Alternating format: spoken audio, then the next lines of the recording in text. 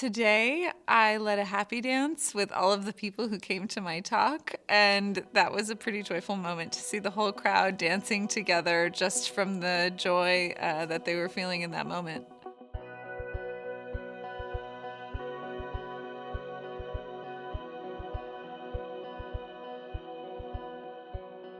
I was studying design. It was at the end of my first year of design school when a professor made an offhand comment. He said, "Your work gives me a feeling of joy." And this was strange to me because I always thought of joy as this fleeting and ephemeral and intangible feeling, something that drifts by us and we're lucky if we can catch a few moments of it. I certainly never thought of it as something that comes from tangible objects, the stuff that's around us. And I think many of us are raised to believe that. So I asked these professors giving me this critique, how do tangible things create this intangible feeling of joy? And they couldn't answer the question. And that's really what launched this journey, which ended up taking me 10 years to try to understand what is the connection between this mysterious and wonderful feeling of joy and the physical world around us. Research shows that people working in more colorful work environments are more alert, they're more confident, they're friendlier than people working in drab spaces. There's research that shows that when we stand near a rainbow crosswalk as opposed to a plain crosswalk, that we have an increased sense of trust in the people around us. So I think that there is something unconscious about the effect of color on our emotions and well-being. And so that's why, for me, wearing color is an important part of daily life, because I think it certainly boosts my mood, and I hope that it boosts the mood of the people around me. I used to wear black, and I actually went through a phase where I was trying to get promoted, and I wanted to be seen as more serious, and so I used to wear a lot of black and gray, and it really weighed on me, I think. And when I started to wear more color, I started to feel lighter.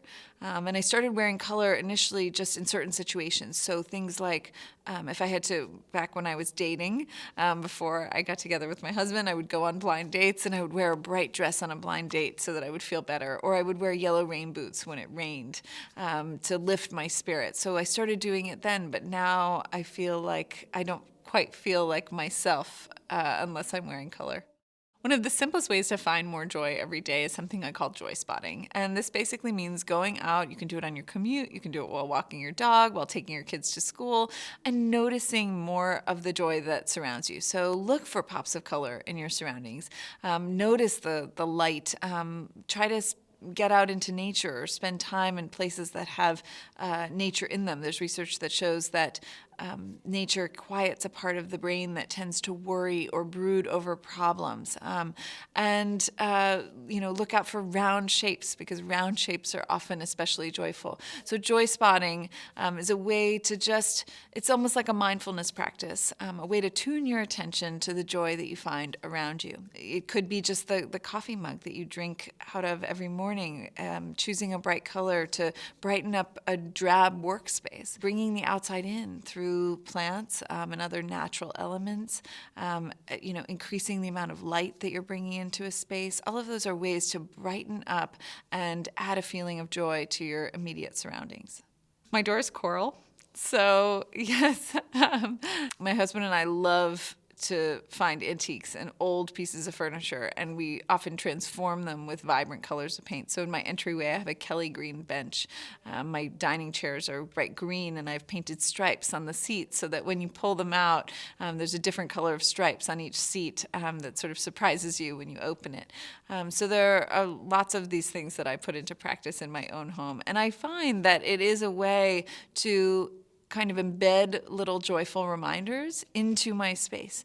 So you put it there once, and then every time you see it, it gives you this little lift in your everyday. Happiness is a broad evaluation of how we feel about our lives over time, and joy is more about how good we feel in the moment. And I think that we often pursue happiness and forget to notice these little moments of joy in the everyday. And to me, that's a mistake, because the research shows that actually over time, these little moments of joy start to add up, and we start to feel happier without having to pursue or to focus on it so much. We're all hardwired to feel joy. Children find it effortlessly, and we don't need to teach them how to feel joy. But as we get older, being joyful, being colorful, being exuberant, these things often expose us to judgment. And so what happens is as we get older, we start to push joy off to the edges of our lives. We postpone it and we don't connect with it that often. And so one way to reconnect with that feeling of joy is doing something I call a joy journal.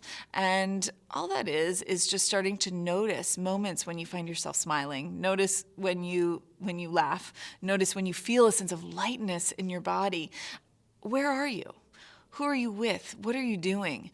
Start to take note of those things, because that can be a really powerful way. Noticing those patterns can be a way to reconnect with that feeling of joy in your life. One of the things that anyone can do to find more joy on a daily basis is to get out into nature. And that could even be just a bench in a small, tiny park or a little garden. But being out in a green space helps restore our attention, restores our ability to concentrate, decreases stress, and reduces the brain's tendency to ruminate and brood over problems. And I think what's so interesting about getting out into nature is that we often underestimate the mood boost that we're going to get from spending time in nature, which is why we forget to do it. But it really is powerful. We often tend to put off joy in stressful moments because we think we have to push through to get to the other side, and that joy will be a kind of reward once we do. But research shows that actually experiencing little moments of joy can make us more resilient, can actually help reduce stress and make it easier for us to push through those difficult times. One of my favorite ways to find more joy in a difficult time is actually to cheer up someone else who's going through a difficult time in a way that takes us out of ourselves. It often makes us both laugh, and it can be a way to give joy and receive it simultaneously. Because we associate joy with childhood, and many of these aesthetics of joy, like bright color and round shapes, we associate with childhood. When adults use them or wear them, instead of thinking about them as childlike, we think about them as childish. But I think the most important thing is to start to give ourselves permission to feel and express joy, not to hold it back. And that's one of the best ways to give others permission to be joyful and express joy.